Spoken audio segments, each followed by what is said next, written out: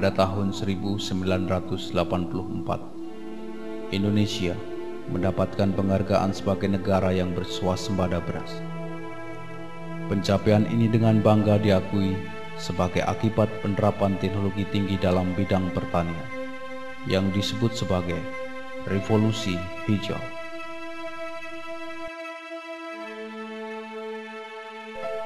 Namun setelah itu lambat laun kenyataan mulai berbicara. Produksi padi yang dipacu telah mencapai titik balik yang semakin menurun. Karena daya dukung alam semakin rapuh, keseimbangan alam kacau, dan kesejahteraan petani padi tidak kunjung terwujud.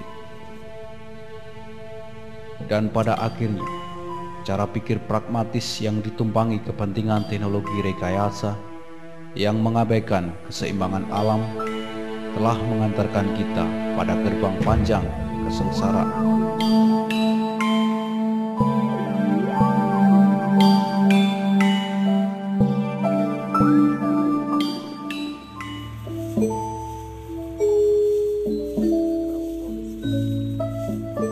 Di Indonesia, sejak beras menggantikan keanekaragaman bahan pangan pokok lain seperti jagung, sagu, dan ketela, beras menempati posisi sangat penting bagi negara karena kecukupan bahan pangan ini berpengaruh terhadap stabilitas nasional. Artinya, kekurangan beras dapat mengancam kelangsungan jalannya pemerintahan, sehingga pada akhirnya, beras merupakan komoditas politis. Iya, jadi kalau dengan adanya kepentingan dari pemerintah, karena pangan di Indonesia adalah beras, sehingga komoditas padi ini menjadi komoditas politik. Dan petani sendiri kayaknya juga mendapatkan sesuatu keharusan padi ini harus ditanam. Sangat pentingnya ketersediaan beras mendorong pemerintah untuk mengupayakan program ketahanan pangan dengan tujuan utama tersedianya beras yang secara statistik harus dalam hitungan aman bagi negara. Oleh karena itu, pada akhirnya petanilah yang menjadi sasaran kebijakan untuk terus memproduksi padi. Dan untuk memacu pencapaian produksi secara maksimal, berbagai bentuk teknologi ditekankan untuk digunakan petani melalui paket-paket teknologi. Tamu itu jangan mengatur tuan rumah. Tapi ini sekarang kondisi pertanian di Indonesia ini kan petaninya sudah diatur oleh tamu. Kalau nanam bibitnya ini, pupuknya sekian, kenapa mereka diatur padahal mereka di rumah sendiri? Nah, yang tidak menguntungkan lagi adanya tekanan kebijakan. Pemerintah sendiri kebijakannya tidak berpihak kepada petani. Dengan jalan paket-paket teknologi pertanian yang merupakan hasil kerjasama negara dan pasar, petani ditekan untuk terus menjadi mesin produksi. Di sisi lain, karena jumlahnya yang besar, petani menjadi pasar yang sangat menguntungkan bagi produk-produk sarana produksi pertanian. Meskipun sesungguhnya dengan model-model paket teknologi ini justru mematikan kreativitas petani, memangkas daya belajar petani, dan memusnahkan pengetahuan lokal yang sudah terbukti berkembang selama ratusan tahun. Akibatnya, petani menjadi tergantung dan seolah tanpa alternatif. Sementara posisi petani terhadap pasar sangat lemah. Sangat jelas untuk analisa hasil usaha taninya. Ini tidak menguntungkan karena apa? Biaya produksi itu terlalu tinggi. Yang kedua, pada waktu mereka ini sudah mempunyai hasil panennya, petani tidak bisa menentukan harga sendiri, juga ditentukan oleh pihak lain atau si pembeli ataupun juga kepentingan daripada yang menentukan harga itu. Sekarang yang harus dicapai justru bagaimana petani, terutama petani padi yang memiliki lahan sempit dapat hidup layak dan sejahtera. Bagaimana mengembangkan keanekaragaman sumber daya alam dan pengetahuan lokal, mengembangkan teknologi yang aman, murah, dan berdaya guna tinggi, serta mengupayakan bagaimana petani dapat menguasai dan mengembangkan teknologinya sendiri. Ini mau tidak mau harus kembali kepada alam lagi tentang pertanian supaya dalam budidaya ini bisa menghasilkan tanaman yang padi yang lebih baik kualitasnya, tetapi juga memenuhi daripada keinginan itu. Nah, salah satu daripada solusinya atau jalan keluarnya salah satunya yaitu tadi pertanian padi dengan metode SRI atau manajemen akar sehat, atau singkatan dari SRI itu System of Rice Intensification. SRI atau System of Rice Intensification adalah salah satu sistem budidaya tanaman padi dengan memanfaatkan sebesar mungkin segala potensi yang ada di alam, baik dari tanaman itu sendiri maupun dari lingkungan tanaman itu hidup, seperti tanah, air, sinar matahari, maupun makhluk hidup yang ada di sekitarnya seperti hama dan musuh alami, sehingga tanaman itu dapat tumbuh dan berkembang secara optimal sesuai kemampuan yang dimilikinya. Berdasarkan penelitian yang dilakukan dan pengalaman di Madagaskar, Afrika, sistem ini mempunyai kelebihan dalam hal meningkatkan produksi padi, menghemat benih, menghemat air, dan mengurangi pemanasan global. Prinsip-prinsip melakukan budidaya tanaman padi cara SRI adalah tanam bibit muda, tanam bibit satu, jarak tanam yang lebar, memanfaatkan bahan-bahan organik, dan menjaga agar tanaman tidak tergenang air. SRI itu kan sebetulnya berkembangnya untuk di Indonesia kan mulai tahun 2000 itu sudah mulai berkembang. Sebetulnya kakek nenek moyang kita dulu sudah melakukan metode itu, hanya namanya saja yang beda. Karena untuk konsep SRI itu sebetulnya seperti yang dilakukan oleh kakek nenek moyang kita dulu tentang bagaimana mereka itu mengolah lahan itu benar-benar sempurna gitu loh. Benar-benar sempurna, artinya tanah itu diistirahatkan dulu setelah panen, lalu diolah secara baik, dan juga jerami itu dikembalikan. Jadi untuk metode tanam padi dengan metode SRI atau SRI atau System of Rice Intensification atau manajemen akar sehat itu harus dimulai dari pengolahan lahan yang maksimal baik. Pemanfaatan bahan organik dilakukan dari mulai sebelum olah tanah. Tujuannya agar tanah mampu memberikan daya dukung yang cukup bagi pertumbuhan tanaman dan berfungsi sebagai penyedia hara yang dibutuhkan tanaman. Nah, kalau jerami itu dikembalikan ke sawah, lalu juga pupuk organik atau kotoran hewan atau batang pisang dikembalikan ke sawah untuk pupuk, tidak banyak keluar biaya untuk membeli pupuk, karena pupuk di sekitar kita ada dan itulah sebagai bank pupuk kita atau deposit pupuk kita di situ. Dan juga kandungan daripada kebutuhan tanaman itu sudah akan terpenuhi dari bahan-bahan itu. Setelah olah tanah, pemilihan benih untuk disemai memegang peranan yang penting, karena benih yang bagus akan menentukan hasil yang bagus.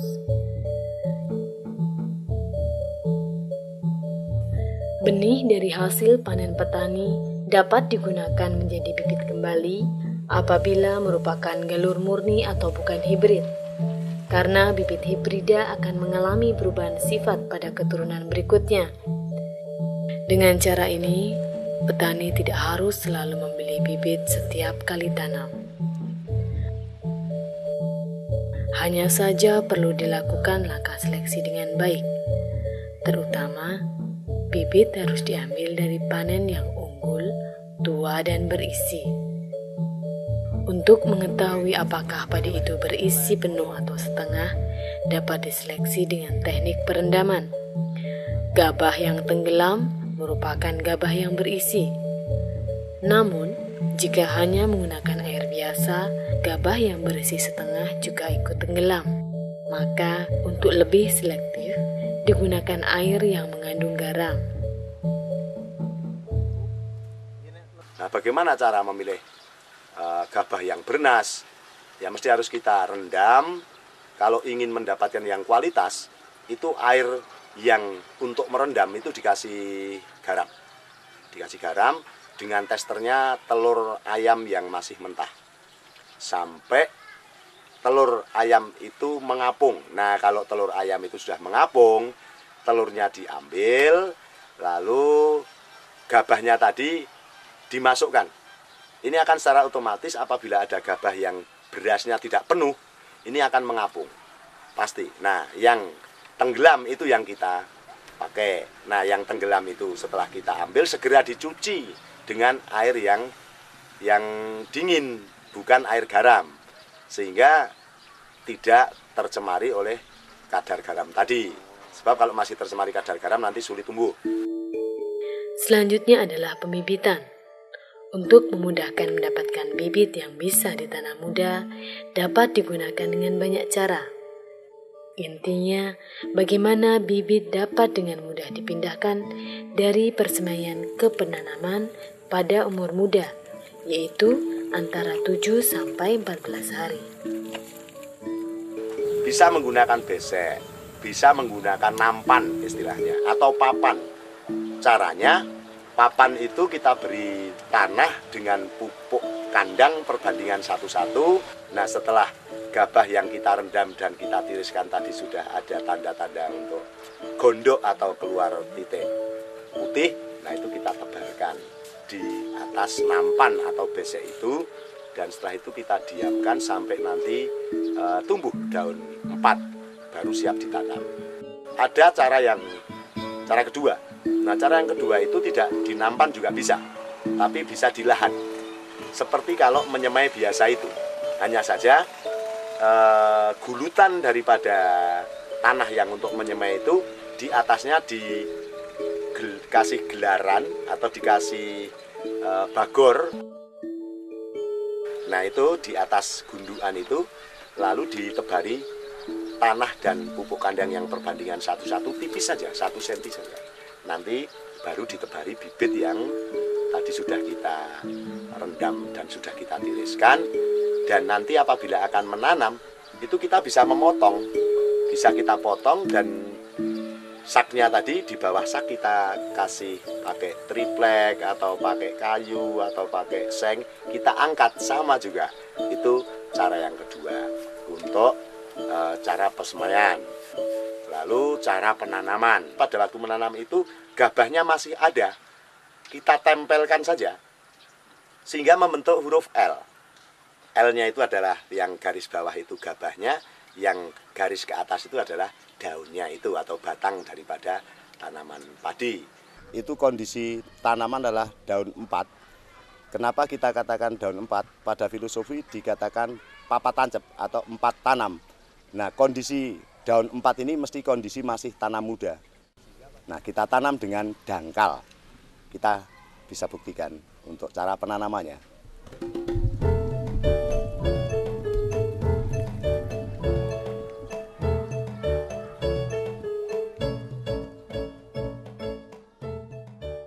Tanam bibit muda dapat memberikan kesempatan tumbuh tanpa harus memakan waktu lama untuk beradaptasi dengan lingkungan yang baru, yaitu lahan di mana tanaman dipindahkan dari persemaian.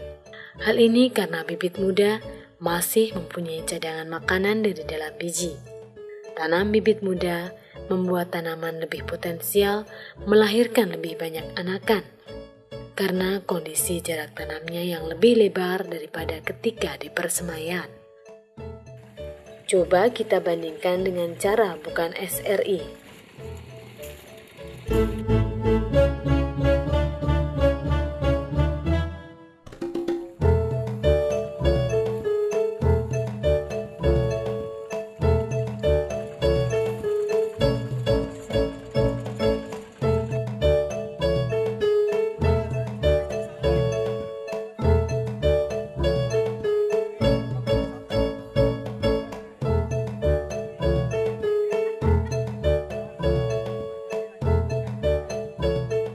Tanam untuk SRI kondisi tanah sebaiknya kondisi macak-macak atau tidak tergenang air.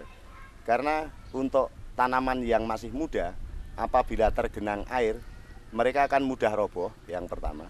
Kedua kalinya, untuk pertumbuhannya itu akan lebih cepat pada kondisi tanah yang macak-macak. Mengelola air yang dimaksudkan adalah menjaga agar lahan dalam kondisi tidak kering atau tergenang air, melainkan dalam keadaan basah.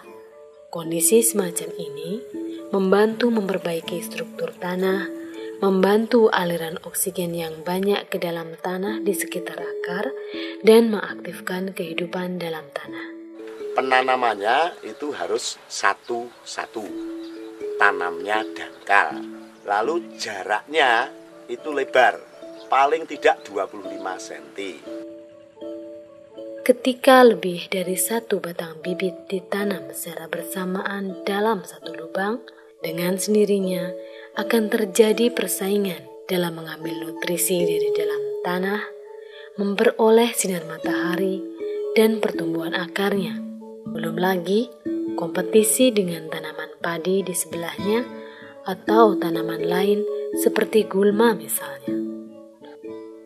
Saat ini ibu-ibu sedang melakukan penanaman metode SRI, yaitu tanam satu-satu, jarak lebar, bibit muda. Sedangkan yang metode konvensional yang biasa dilakukan adalah tanamnya itu 3 atau 4 atau 5.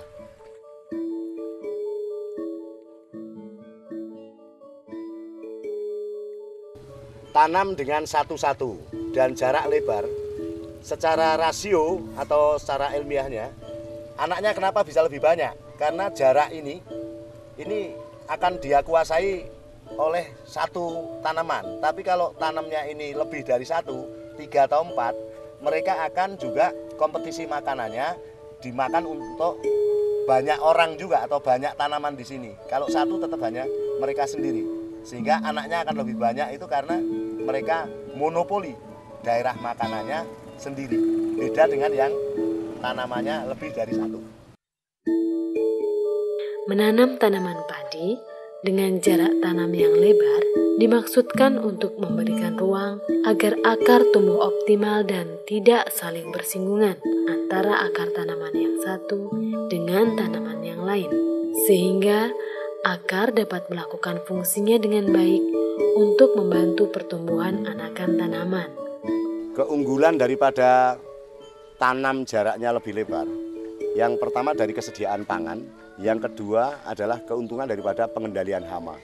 Mengapa kita bisa menjelaskan mengenai pengendalian hama? Jarak semakin lebar berarti sinar itu bisa lebih penuh masuk dan tidak terhambat oleh kerapatan daripada tanaman, sehingga biasanya untuk yang namanya jamur, namanya pengganggu tanaman, itu dengan kondisi yang lebih terang mereka itu tidak suka. Ini yang menguntungkan pada pengendalian hama dengan jarak yang lebar. Itu yang namanya teknis atau budidaya padi SRI, dari pengolahan tanah, pemilihan bibit, lalu penyemaian, lalu penanaman, jarak tanam, dan kebutuhan pupuk. Nah, ini keuntungannya sangat banyak sebetulnya. Yang pertama untuk tadi satu tentang ekonomis pupuk. Itu kita tidak usah membeli karena di situ sudah ada, tinggal mengembalikan, hanya harus pakai proses. Yang kedua, ekonomis bibit. Kebutuhan benih padi untuk 1000 meter itu hanya 7 on. Berarti kalau 1 hektar kan hanya 7 kilo. Maksimal itu 10 kilo itu sudah sangat maksimal dengan jarak lebar tadi. Kawan-kawan petani, penanaman padi yang dilakukan di tempat ini, budidaya tanaman padi dengan sistem of rice intensification atau SRI, kita nanti akan coba hitung bersama-sama. Untuk itu mari kita coba jumlah anakannya ada berapa, kita hitung. 1, 2, 3, 4, 5, 6, 7,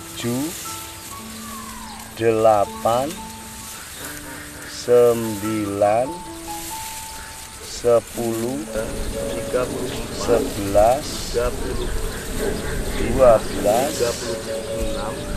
37, 38, 39,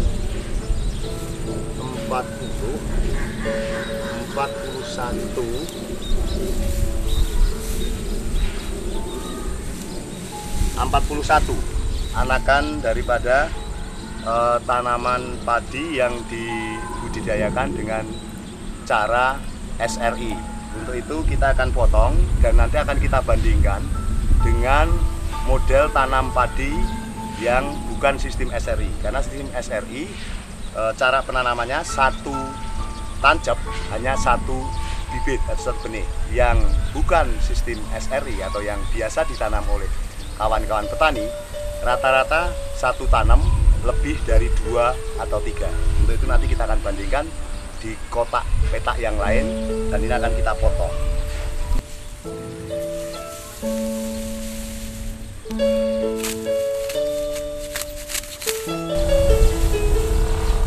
Nah, mari kita bandingkan tanaman ini dengan jumlah tanaman yang ditanam dengan model bukan SRI untuk di petak sebelah.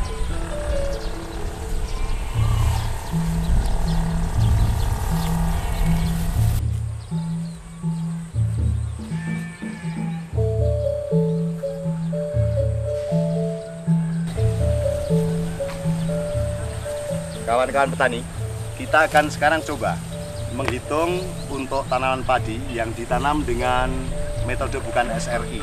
Yang biasa petani menanam satu tancap itu antara 2, 3 bahkan lebih. Hasilnya seperti apa akan kita bandingkan nanti. 1, 2, 3, 4, 5, 6, 7, 8, 9, 10. 10 untuk yang model ini.